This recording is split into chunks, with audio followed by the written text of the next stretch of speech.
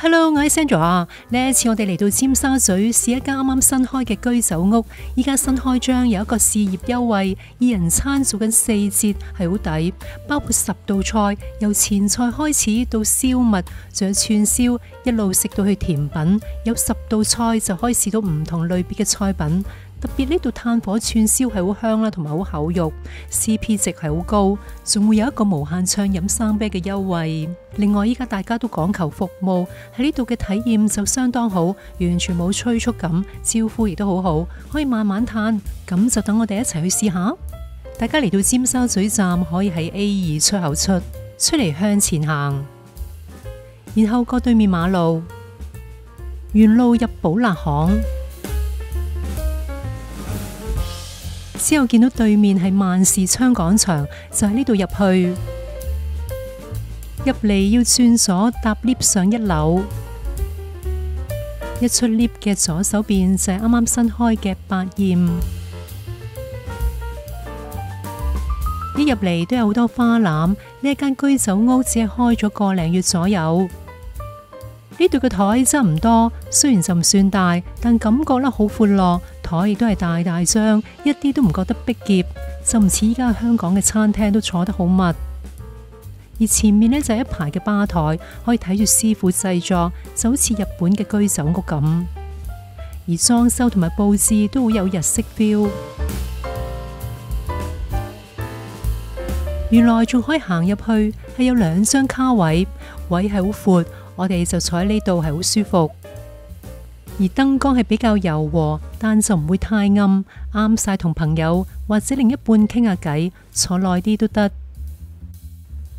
另外仲有一間房係可以做包廂，係有2張台，人多就可以 book 呢一間房。居酒屋都有包廂，似乎係比較少有。我哋今次嚟係主要想食呢一個2人餐，原價係1668。單點真係要呢一個價，咁但係依家試業優惠係688蚊，差唔多4折。咁另外就正常收返+1。食物係包括有沙律啦，有刺身3拼、和牛他他。咁食完冷盤呢，就有金箔黑魚子、鵝肝多士，仲有銀鱈魚西燒。另外串燒係有3款，跟住有黃金焗蠔，有明太子玉子燒。唔夠飽嘅話，仲會有烏冬，最後有甜品。10道菜就可以試多啲嘢。另外嚟居酒屋梗唔可以少咗酒水，依家有一個暢飲 Sapporo 生啤嘅優惠，消費300蚊以上，用80蚊就可以任飲，限時係90分鐘。咁如果飲得嘅話就好抵啊！其他仲有好多酒，頭先見到酒櫃有好多唔同嘅酒，價錢就可以睇返呢一個酒單。唔飲酒嘅話，亦都有樽裝汽水同埋唔同味嘅梳打。另外有單點嘅價錢，食物款式都有好多款，係分咗小食啦、沙律、天婦羅、刺身、壽司呢啲。另外呢度嘅炭火串燒係呢度嘅主打，2人餐都已經包咗幾款噶啦。另外見到 OpenRice 有一個 Happy Hour 嘅串燒套餐，168蚊就包咗5款嘅串燒，同埋生啤2杯。上嚟飲杯嘢傾下偈都真係唔錯。呢度嘅侍應係會問我哋有啲咩食物敏感或者唔食嘅，都好貼心。台面上係放咗日式餐具，仲會有獨立包裝嘅濕毛巾，就可以隨時抹下手。嚟到2杯生啤係好大杯，80蚊就可以任飲。我哋嘅2人餐先嚟到沙律，係蟹子沙律。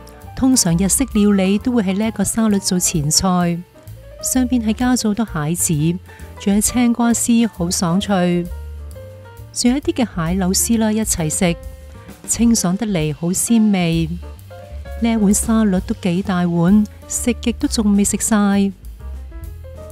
跟住嚟到刺身3拼同埋和牛他他，就會先上冷盤，之後先上熱嘢。咁刺身3拼就會有好靚嘅擺盤。加埋刺身嘅色澤都好靚，仲未食就已經感覺到好高質素。係有活赤貝，有赤海蝦同埋三文魚。建議係由赤貝開始食，就可以順序由淡味至到濃味。赤貝係好厚肉，係已經戒咗花，入口超爽脆，感覺好鮮味，就好似海洋嘅味道。赤蝦就好靚，好長啦，好肥，可以見到蝦紋咯，好靚，真係好厚肉，完全食到蝦嘅質感，好鮮甜，同埋好滑㗎，一啲腥味都冇。三文魚就有啲脂肪嘅紋路，係勁厚切，等於平時嘅兩件，係啖啖肉，好嫩滑，係有好多魚油嘅味道，好鮮甜，的確高質。之後食和牛撻撻，生和牛上邊加咗日本蛋黃，係要先將佢哋攪勻，啲蛋撈埋啲牛肉就會更加滑。食法係和牛配埋個紫洋蔥同埋白洋蔥，兩種洋蔥加埋一齊，係甜甜地嘅辛辣味。咁而牛肉嘅口感咧好滑，味道就淡淡地。我個人覺得個胡椒可以多少少，但可能作為前菜就唔想太多調味。頭先見到黑板上邊有一啲每日時令嘅菜品，秋刀魚就係秋天最肥美，可以做刺身啦或者燒。呢一個係屬於單點，我哋就試下刺身嘅做法。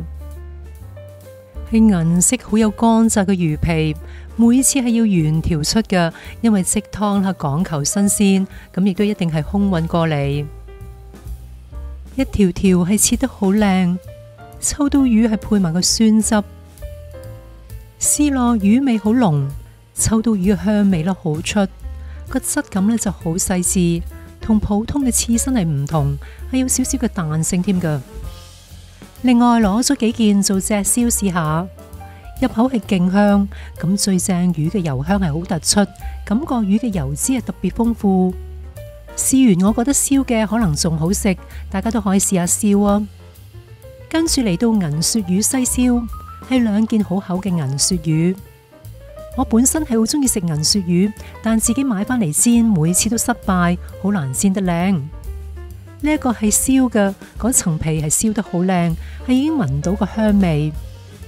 通常係點啲沙律醬，入口係勁滑啊，嗰層皮係好香，但就唔會話燒燶咗。銀鱈魚係冇咩骨，啖啖肉好厚肉，我覺得燒呢比煎係好食，特別香。然後有黃金焗蠔，蠔我哋就食得多，但焗蠔呢就比較少食。我覺得做焗蠔嘅功夫係多好多，同埋用料啊調味都要掌握得好，咁先好食。啱啱焗起係好熱，係好大隻嘅蠔，金黃色嘅焗得好勻勻，係好肥美嘅蠔肉。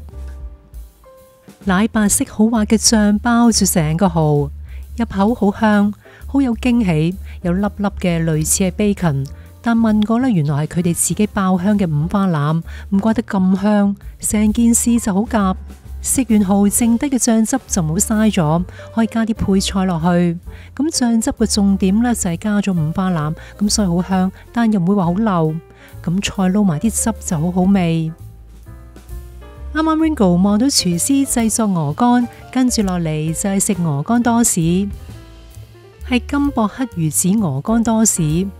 鵝肝配搭黑魚子係好經典嘅食法，仲有少少嘅金箔，視覺上就會靚啲。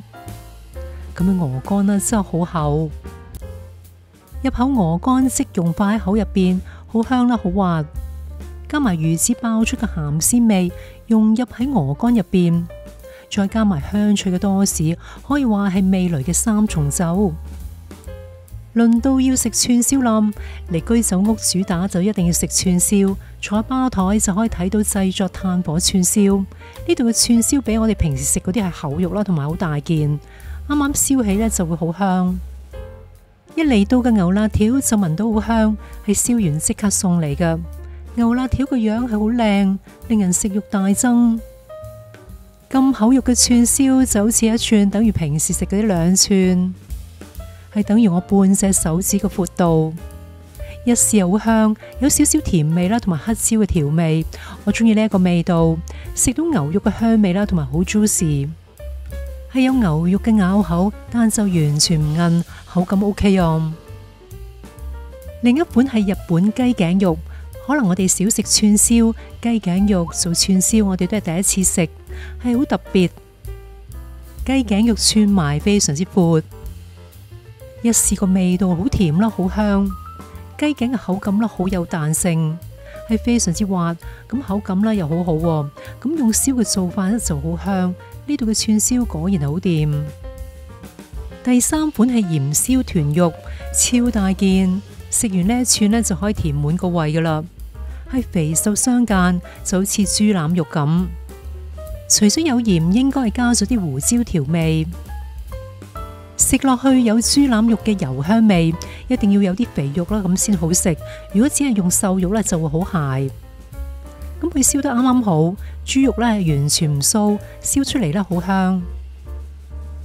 另外仲有一款串燒係明太子玉子燒，喺日本餐廳成日都會食到㗎。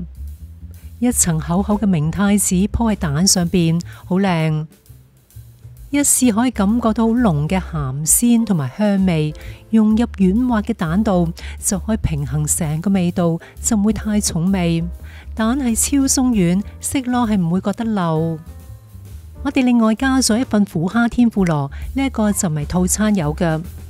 我覺得好食嘅天婦羅最重要係出邊嗰層炸粉要夠酥脆，呢一啲睇外表係好靚。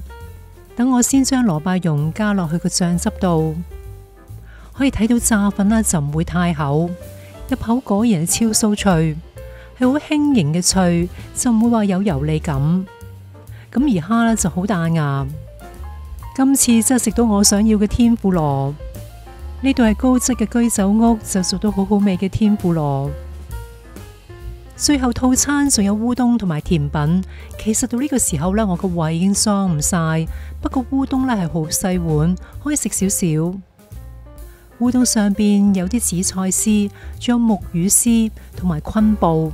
烏冬睇落好精緻咁，用嘅烏冬係好幼細，就容易嗦多啲湯。係凍食噶，食到幾種嘅香味，清清地好香，味道都唔錯。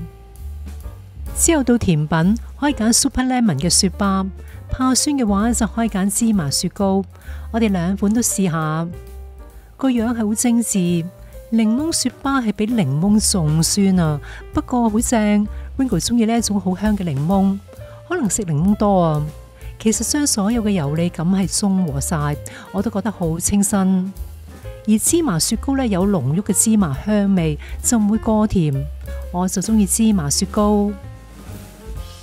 估唔到呢一餐你食得咁飽，二人套餐嘅份量好足，相信男士們都應該食得好飽。我哋走嘅時候，呢度嘅職員帶我哋離開，亦都提我哋小心個梯級，仲幫我哋撳 lift。呢次體驗到嘅服務非常之好。頭先都見到侍應成日幫每台斟茶，佢哋都好有禮貌，同埋上菜都係慢慢上，前菜之後先到熱嘢，就唔會趕住第二轉。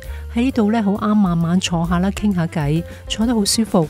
咁依家新開張有咁抵嘅二人餐，就可以趁機會嚟食啊！今次嘅分享就到呢度，多謝大家支持同埋收睇，下一次見啦，拜拜。